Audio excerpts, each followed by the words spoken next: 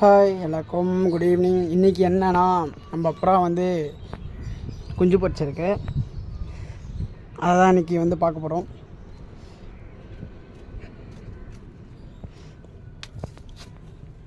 தெரியுதுங்களா? ரெண்டுமே நல்லா க்யூட்டாக பொரிச்சிருக்கு. அப்புறம் இவர் முட்டை வச்சுருக்காரு.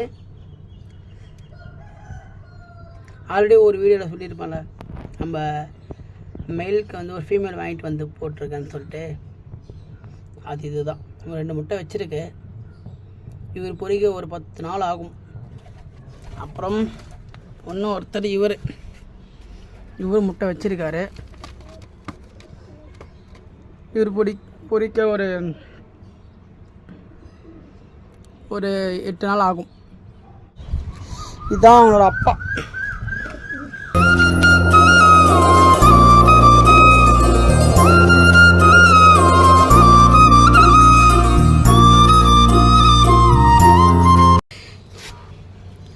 மெயில் வந்து அவரும் பறக்கிறார் மேலே.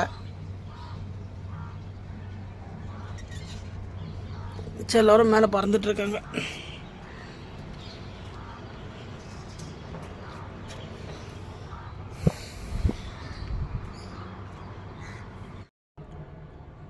என்னோடய ஃப்ரெண்டே நிறைய பேர் கேட்டிருக்காங்க, எப்படி வந்து புறா வந்து ரெக்கை கொடுத்ததுக்கப்புறம் நம்ம வீட்டிலே எப்படி நிற்க வைக்கிறது அப்படின்னு சொல்லிட்டு கேட்டிருக்காங்க. எனக்கே ஃபஸ்ட்டு ஸ்டார்டிங் எதுவுமே தெரியாது. ஆனால் நான் வாங்குகிற புறா ஸ்டார்டிங் நான் வாங்குகிற இடத்துல என்ன சொன்னாங்கன்னா, முட்டை வச்சு பொரிச்சதுக்கப்புறம் கட் பண்ண ரெக்கையை புடிங்கி விட சொல்லுவாங்க. அப்படி தான் வந்து இதை நான் ஃபஸ்ட்டு வாங்கிட்டு வந்து போகிறேன். இதையும் அப்படி தான் நான் பண்ணேன். இப்போ வரைக்கும் நல்லா பறக்க ஆரம்பிச்சிச்சு, எங்கேயும் போகலை. அதே மாதிரி தான் இதுவும் அப்படி தான் ரெக்கை கட் பண்ணி தான் வச்சுருக்கேன். முட்டை பொரிச்சதுக்கப்புறம் அது குட்டிக்கு வந்து தீனி விட்டோம், அப்படியே அதோட இதில் மெயின் செட்லேயே இருக்கும்.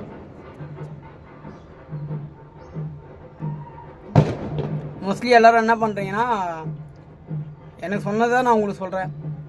புதுப்புறா வாங்கிட்டு வரீங்க அப்படின்னா முட்டை வச்சு பொரிக்கிற வரைக்கும் வெயிட் பண்ணுங்கள். அது வரைக்கும் நீங்கள் ரெக்கை வந்து கொடுக்காதீங்க, கட் பண்ணியே வச்சுக்கோங்க.